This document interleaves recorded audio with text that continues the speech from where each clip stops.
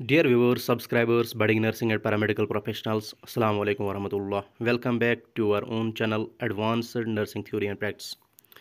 Today we are back again with the subject of nursing foundation and today's topic for discussion is vital signs. तो ये जो topic है हम एक साथ नहीं पढ़ने वाले, हम इसको ब्रेक करेंगे बहुत सारे हिस्सों में। जैसे हमारे पास बहुत सारे वाइटल साइंस हैं, तो ये टॉपिक जो है मैं नूरुल अमीन पढ़ाने जा रहा हूँ। तो सबसे पहले हमें पता होना चाहिए वाइटल साइंस या जिनको हम दूसरा नाम जो है कार्डिनल साइंस बोलते हैं वो क्या होते हैं। तो वाइटल साइंस जो है हम कहते हैं ये बेसिक कंपोनेंट होते हैं एक क्लाइंट के, जिनसे हम एसेस कर पाते हैं उसकी जनरल कंडीशन क्या है, उसकी बॉडी में क्या फिजियोलॉजिकल चेंजेस आ रही है या फंक्शन में कौन से ऑर्गन्स जो है डिटोरिएट हो रहे हैं या इम्प्रूव कर रहे हैं, या साइकोलॉजिकली जो है क्लाइंट की कंडीशन कैसी है। तो इन वाइटल साइंस में से जो है चार बहुत ही ज़रूरी है जिनको हमें देखना ही देखना है। नंबर फर्स्ट जो है टेम्परेचर है, दूसरा रेस्पिरेशन, पल्स और ब्लड प्रेशर। अब इसके अलावा भी हम कभी कभार जो है कोई और वाइटल साइंस देखते हैं, से फॉर एग्जांपल यूरिनरी आउटपुट हम चेक करते हैं। तो अब जो है इस असेसमेंट की वजह से एक नर्स को क्या पता चलता है। नंबर फर्स्ट जो है हम आइडेंटिफाई कर पाते हैं लाइफ थ्रेटनिंग कंडीशन क्या है एक क्लाइंट में, और उसके हिसाब से हमें प्लान करना है अपने इंटरवेंशंस ताकि वो लाइफ थ्रेटनिंग कंडीशंस जो है दूर हो जाए या उनमें इम्प्रूवमेंट आ जाए, ताकि पेशेंट को जो है लाइफ थ्रेट न रहे। इसके बाद हम डिटेक्ट करते हैं कि क्लाइंट्स हेल्थ स्टेटस जो है डिटोरिएट हो रहा है या इम्प्रूव हो रहा है, तो वो इस वाइटल साइंस या इंडिकेटर से हमें पता चलेगा। इसके बाद जो है हम कहते हैं ये जो वाइटल साइंस जो है ये क्यों ज़रूरी है। तो नंबर फर्स्ट जो है हम कहते हैं जो हम फाइंडिंग्स लेते हैं इन वाइटल साइंस का, यही दिखाते हैं कि ऑर्गन्स या बॉडी में हमारे क्या चल रहा है।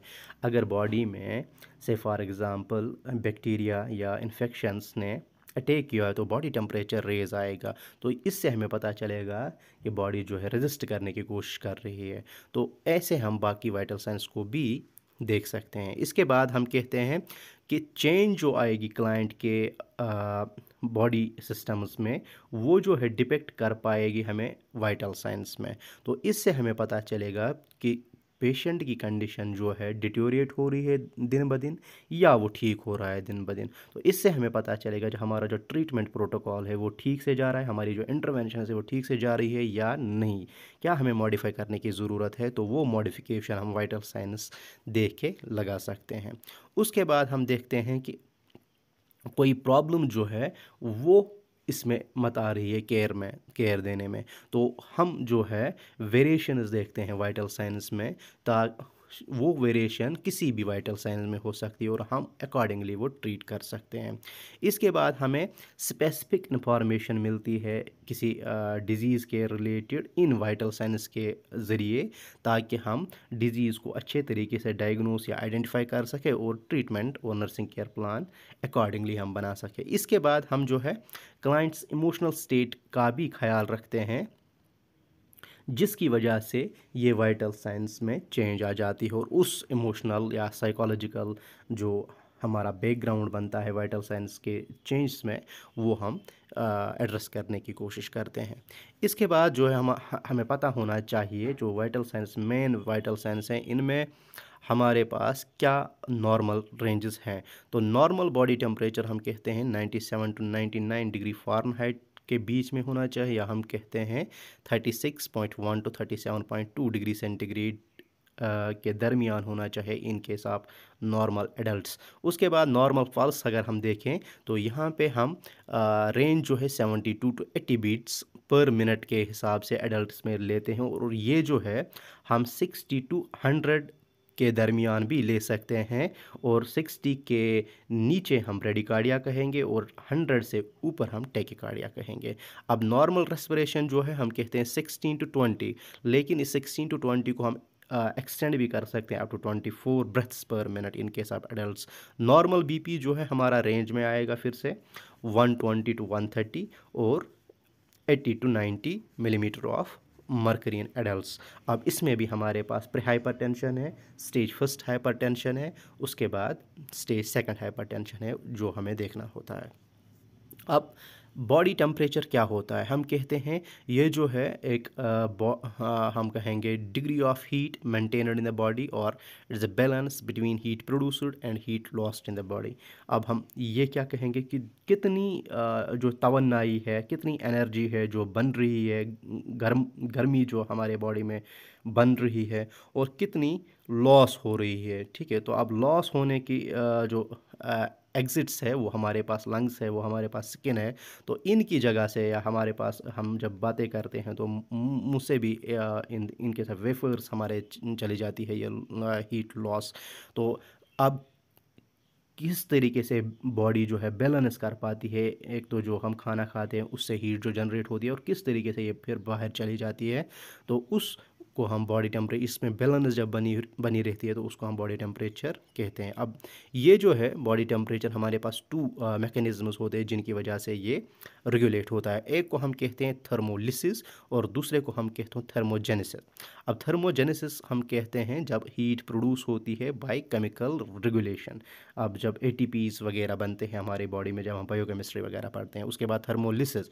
अब फिजिकल रेगुलेशन जो होती है लॉस ऑफ हीट की, उसको हम थर्मोलिसिस कहते हैं, break down of energy, loss of energy जिसको हम सिंपली कहेंगे। उसके बाद हमारे पास बहुत सारे तरीके हैं जिससे हमारी जो हीट या हम कहेंगे एनर्जी प्रोड्यूस होती है हमारी बॉडी में।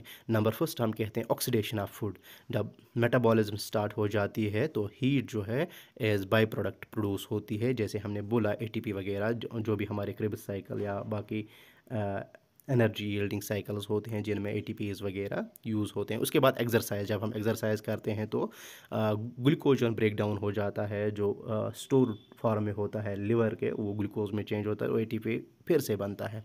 उसके बाद स्ट्रॉन्ग इमोशंस में भी हमारी हीट लॉस हो जाती है ताकि हमारी जो है एडॉप्टेशन हो पाए। तो इसकी वजह से भी हमारी इंक्रीज्ड एक्टिविटी हो जाती है हार्ट की, ठीक है, या नर्वस सिस्टम एक्टिवेट हो जाता है स्ट्रेस की वजह से, एक्साइटमेंट की वजह से, तो हम जो है इन एक्शन आ जाते हैं।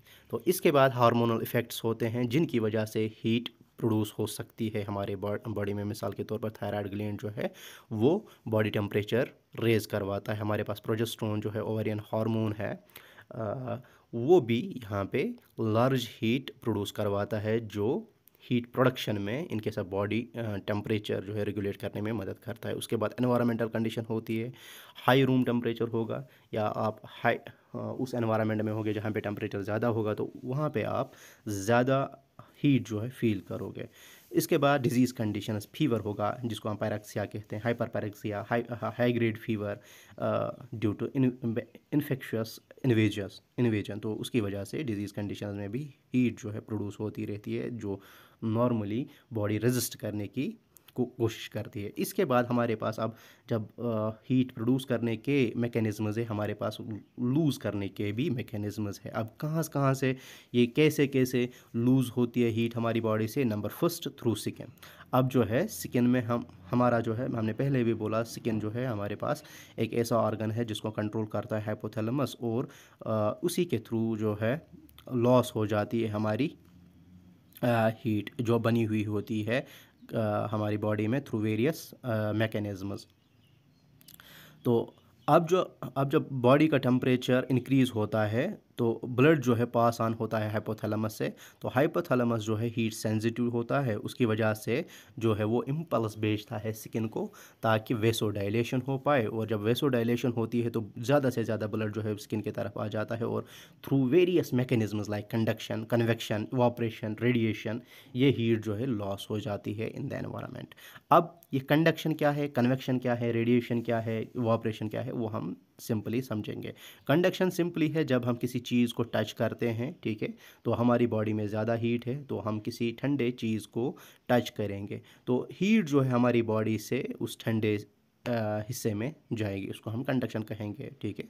तो यहाँ पे टच करना ज़रूरी है। उसके बाद convection, method of transfer heat bye circulating air और लिक्विड। अब जब एयर जो हीट जो है हमारी उड़ा के ले जाएगा कोई चीज़ से, फॉर एग्जांपल अब गर्मियों में हमें ज़्यादा गर्मी लगती है और हीट बाहर निकलती रहती है ताकि हम ठंडे रहें।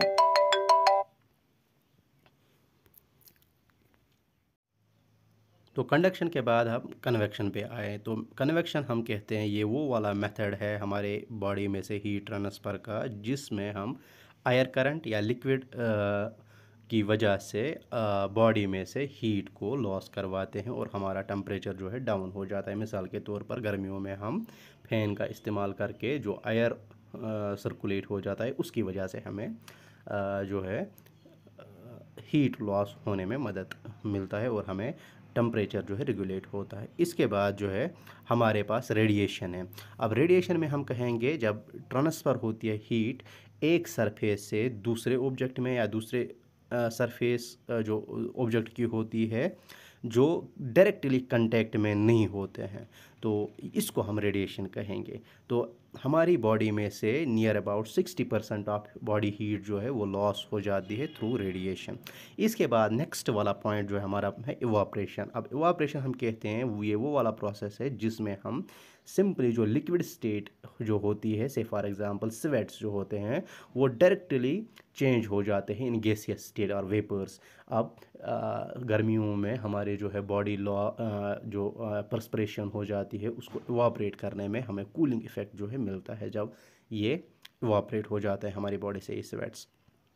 तो यहाँ से भी हमारा लार्ज अमाउंट ऑफ हीट जो है इवापरेशन की मदद से हमारी बैलेंस जो है हीट बैलेंस टेम्परेचर रेगुलेशन हो जाती है। इसके बाद जो है हम देख पाते हैं कन्वेक्शन जो है एयर करंट्स या लिक्विड मूवमेंट की वजह से, कंडक्शन जो है एक बॉडी पार्ट एक हिस्से से दूसरे बॉडी पार्ट या हिस्से में जब हम ट्रांसफ़र हीट हो जाती है, लेकिन वो इन कांटेक्ट में होने चाहिए। रेडिएशन जो है जो एक पार्ट से दूसरे पार्ट में चले जाते हैं लेकिन वो डायरेक्ट कांटेक्ट में नहीं होते हैं। तो इवापरेशन हम सिंपली कहेंगे जब लिक्विड जो है गैसियस स्टेट में चला जाता है। अब हमारे पास बहुत सारे तरीके हैं जिनसे हमारी बॉडी में से हीट लॉस हो जाती है। नंबर फर्स्ट जो है हमारा है थ्रू लंग्स। तो लंग्स की वजह से भी हमारा जो है टेम्परेचर डाउन हो जाता है क्योंकि इससे जो है वाटर वेपर्स बाहर निकलते हैं। तो जैसे ही हम एयर जो है इन लेते हैं तो वो रेस्पिरेटरी ट्रैक में पहले वार्म हो जाता है। जैसे हमने रेस्पिरेटरी ट्रैक पढ़ा हुआ होता है तो वहाँ पे हमारा ह्यूमिडिफायर एक्ट करता है, या हम कहेंगे एज ग्रेट सेग्रीगेशन चेंबर, या हमारा जो है नॉस्ट्रल्स में हमारे पास ह्यूमिडिफाइंग एरिया होता है जो ह्यूमिडिफाई करता है इस एयर को। तो जैसे अब जो ब्रेथ आउट करेगा तो वार्मड एयर जो है वो एक्सपायर्ड हो जाता है, तो ये एयर जो है वार्म होता है तो वो लॉस हो जाता है और वेपर्स भी इसके साथ चले जाते हैं। उनकी वजह से ये जो है हीट मैकेनिज़्म हीट बैलेंस जो है या हम टेम्परेचर रेगुलेशन जो कहेंगे वो हो जाता है। इसके बाद थ्रू किडनीज़ भी हमारा यूरिन जो बन जाता है वो भी वार्म होता है, तो उसकी वजह से भी हीट लॉस्ट हो जाती है। तो इसके बाद बाउल्स, अब जब हम देखते हैं कि जो फीसेस होते हैं वो जब पास ऑन होते हैं तो वो भी बॉडी से कुछ हीट जो है अलॉन्ग विद स्टूल्स या along with faecal matter along with waste वो लॉस होने के साथ साथ वो एक्सक्रीटा बाहर भेजने के साथ साथ हीट को भी बाहर भेजते हैं ताकि बॉडी में रेगुलेट हो जाए टेम्परेचर। अब हमारे पास बहुत सारे फैक्टर्स हैं जो अफेक्ट करते हैं टेम्परेचर को। मिसाल के तौर पर टाइम ऑफ द डे। अब हम देखते हैं टेम्परेचर जो है लेस होता है मॉर्निंग में और इवनिंग में ज़्यादा हो जाता है। उसके बाद टाइम ऑफ द मंथ, किस मंथ पे ये ज़्यादा हो जाता है, हम कहते हैं बेसल टेम्परेचर। तो इन case of ovulation, in case of females menstruating females जो 12 to 45 ईयर्स तक होंगी तो उनमें जो है ओवुलेशन के टाइम जो है 1 डिग्री सेंटीग्रेड जो है अप हो जाता है टेम्परेचर। उसके बाद age of the person, young people जो है जो उनकी एक्टिविटी लेवल ज़्यादा हो जाती है होती है तो उनमें जो है टेम्परेचर हाई होता है in then old people. Emotions, अब इमोशंस कितने स्ट्रॉन्ग है आपके और कौन से इमोशंस, सैडनेस है, एक्साइटमेंट है, एनजाइटी है, फियर ऑफ समथिंग है, पैनिक है, तो उसकी वजह से आपको क्या इमोशंस है उसकी वजह से भी बॉडी टेम्परेचर में असर पड़ता है। तो इसके बाद पार्ट ऑफ द बॉडी, कहाँ से आप टेम्परेचर देख रहे हो। मिसाल के तौर पर ओरल टेम्परेचर जो है आपका एग्जैक्ट वही आएगा जो होना चाहिए, से फॉर एग्जांपल 98.6 डिग्री फॉरनाइट और 37 डिग्री सेंटीग्रेड।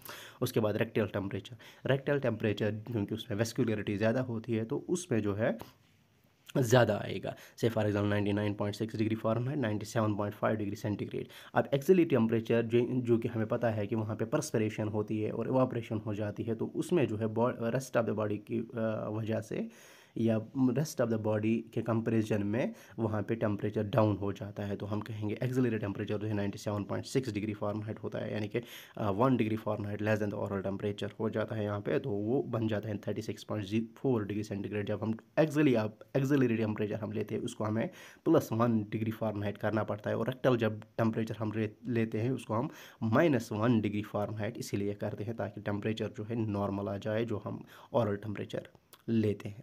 इसके बाद हमारे पास एक्सरसाइज, जो एक पर्सन जो है एक्सरसाइज करेगा उसका बॉडी टेम्परेचर जो है रेज़ हो जाएगा। फास्टिंग, अगर एक पर्सन ने कुछ नहीं खाया होगा लंबे अरसे तक तो उसका बॉडी टेम्परेचर जो है लो हो जाएगा। तो क्योंकि जब हम खाते हैं तो हमारे मेटाबॉलिज्म स्टार्ट हो जाती है, तो हीट जनरेशन जो है ज़्यादा हो जाती है। एनवायरमेंटल फैक्टर्स, हॉट और कोल्ड एनवायरमेंट से भी हमारा बॉडी टेम्परेचर अफेक्ट होगा। हॉट एनवायरनमेंट्स में ज़्यादा हो जाएगा और कोल्ड एनवायरनमेंट्स में कम हो जाएगा।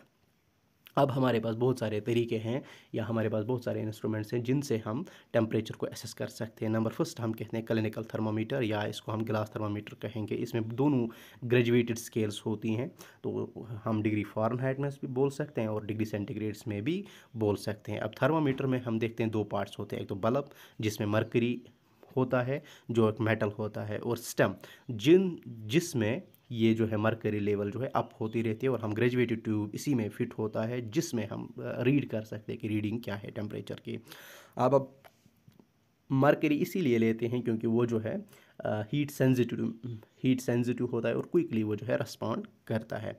तो अब इसके बाद हम देखते हैं ऑरल थर्मोमीटर्स जो है लॉन्ग होते हैं और सिलेंडर बल्ब होते हैं उनको, लेकिन जब हम रेक्टल थर्मामीटर देखते हैं तो उनमें शॉर्ट और फैट बल्ब्स होते हैं। तो इनसे हम डिफ्रेंशिएट करते हैं कि ऑरल थर्मामीटर कौन है और रेक्टल थर्मामीटर कौन है।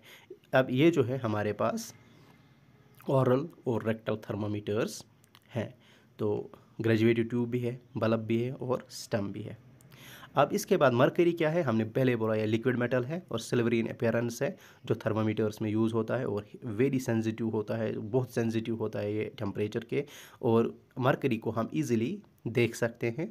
और ये जो एक्सपेंशन जब इसका हो जाता है ग्रेजुएटेड ट्यूब में तो ये यूनिफॉर्म हो जाता है, ये कट नहीं जाता। तो इसके बाद हम सेल्सियस, अगर हम सेल्सियस डिग्री सेल्सियस में देख रहे हैं टेम्परेचर तो हम इसको कन्वर्ट कर सकते हैं डिग्री फ़ारेनहाइट में, और वाइस वर्सा भी हम कर सकते हैं। अब हमारे पास स्केल्स हैं, हमारे पास कन्वर्जन स्केल्स हैं जिनसे हम ये कन्वर्ट कर सकते हैं। अगर हम डिग्री फ़ारेनहाइट अगर डिग्री हम फ़ारेनहाइट में हमने टेम्परेचर लिया, हम इसको सेल्सियस स्केल में कन्वर्ट कर सकते हो। अगर सेल्सियस में हमने देखा तो हम इसको फ़ारेनहाइट में कन्वर्ट कर सकते हैं। अब डिग्री फ़ारेनहाइट कैसे हम कैलकुलेट करेंगे, हमने टेम्परेचर देखा फ़ारेनहाइट्स में, उसको माइनस करेंगे हम 32 और उसको हम मल्टीप्लाई बाय करेंगे 5, और जो वहाँ से निकलेगा उसको हम डिवाइड करेंगे 9 से, या सिंपली हम कहेंगे फ़ारेनहाइट टेम्परेचर को -32 करेंगे, वहाँ से जो निकला उसको हम मल्टीप्लाई करेंगे 5 से, और जो वहाँ से निकलेगा वहाँ उससे हम उसे डिवाइड करेंगे 9 से। तो बडमास रूल यहाँ पे हम अप्लाई करेंगे। उसके बाद सेल्सियस स्केल को भी हम फ़ारेनहाइट स्केल में कन्वर्ट कर सकते हैं। वो कैसे, वो हम इसी को ये करेंगे, प्रोसेस करेंगे ऊपर वाली फार्मूला को। यहाँ पे सेंटीग्रेड जो होगा उसको मल्टीप्लाई करेंगे 9 और उसको डिवाइड करेंगे 5, और जो वहाँ से बनेगा उसको हम प्लस करेंगे 32। तो ये हम जो है सेल्सियस और फ़ारेनहाइट स्केल्स को आपस में कन्वर्ट कर सकते हैं। अब इसके बाद इलेक्ट्रॉनिक थर्मामीटर है। अब हमारे पास जो ही हम 2 मिनट के लिए रखेंगे मुंह में तो ये वहाँ से, या 1 मिनट के लिए रखेंगे तो ये जो है बीप देता है कि हाँ जो है टेम्परेचर हमने ले लिया है, तो उसको हम फिर चेक करके रिकॉर्ड कर सकते हैं। तो इलेक्ट्रॉनिक थर्मामीटर जो है ये हम ऑरल भी यूज़ कर सकते हैं, एक्सिलरी भी और रेक्टल मेजरमेंट्स के लिए भी यूज़ कर सकते हैं। तो यूजुअली हम ये चिल्ड्रन के लिए आइडियल मानते हैं क्योंकि इसमें मरकरी नहीं होता है और ये अनब्रेकेबल होता है और मेजरमेंट जो है शॉर्ट टाइम में आ जाता है। लेकिन इसका कॉस्ट जो है हाई है, और मेंटेनेंस जो है इसके बैटरी हमें चेंज करनी पड़ती है, डेड नहीं होनी चाहिए बैटरी, ठीक है, कभी ये अचानक भी बैठ जाता है तो उसकी वजह से हम इसको ये डिसएडवांटेज इसके मानते हैं। इसके बाद हमारा जो है ये वाला जो है पिक्चर है ये हमारा डिजिटल इलेक्ट्रॉनिक थर्मामीटर का है। इसके बाद हमारे पास टिम्पैनिक मेम्ब्रेन थर्मामीटर है। अब ये जो टिम्पैनिक मेम्ब्रेन हम ईयर में लगा देते हैं, ठीक है। उसके बाद हम चेक करते हैं टेम्परेचर क्या है एक बच्चे का। तो यूजुअली हम छोटे बच्चों में, इन्फेंट्स में ये यूज़ करते हैं, ये जो कॉपरेट ना कर पाए एक्सिलरी या रेक्टल या ऑरल केसेस में। तो ये जो है जल्दी हमें चला देता है कि इमरजेंसी डिपार्टमेंट से रिकॉर्डिंग जो है 1-2 सेकंड में हमें आनी चाहिए। तो ये जो है हम यूज़ करते हैं। तो अब ये हम उनमें यूज़ नहीं कर सकते जिसमें ईयर डिस्चार्ज हो, ईयर सर्जरीज़ हो, या परफोरेटेड टेम्पैनिक मेम्ब्रेन हो, या दूसरी कोई ईएनटी रिलेटेड डिजीज़ हो, ताकि पेशेंट इरिटेट ना हो। तो ये जो है हमारे टेम्पैनिक मेम्ब्रेन थर्मामीटर्स है। इसके बाद डिस्पोजेबल पेपर थर्मामीटर। अब इनमें जो है हमारी एलिवेशन हो जाती है, होती है, और पर्टिकुलर कलर की होती है। जब हम स्किन पे लगा देते हैं, इनका कलर जो है चेंज होता है, और रीडिंग जो है उनके साथ होती है। तो उसको हम कहते हैं कि ये जो है 1 मिनट में कितना टेम्परेचर दिखाएगा, वो हम रिकॉर्ड कर देते हैं। उसके बाद टेम्परेचर जो है सेंसिटिव स्ट्रिप्स आती है, हम टेम्परेचर सेंसिटिव स्ट्रिप्स हो जाती है। जैसे हमारे पास ग्लूकोमीटर स्ट्रिप्स आती हैं, जैसे हमारे पास यूरिन एनालिसिस स्ट्रिप्स आती है। तो सिमिलरली हमारे पास ये स्ट्रिप्स भी आती है जो जनरल बॉडी कंडीशन या इंडिकेशन दिखाती है, बॉडी सरफेस टेम्परेचर क्या है। इसको हम एब्डोमेन या किसी और जगह या फोरहेड पे लगा सकते हैं, जहाँ से ये हमें बता देता है कि टेम्परेचर कितना है एक पेशेंट का। तो common sites of taking body temperature क्या क्या है। नंबर फर्स्ट माउथ है। अब इसमें क्या है, ब्लड सप्लाई एडिकेट होती है। टंग होती है, ये टंग के नीचे रखते हैं, ठीक है। बल्ब इसमें कंटेक्ट होना चाहिए, हवा में नहीं होना चाहिए, यह हमें याद रखना है।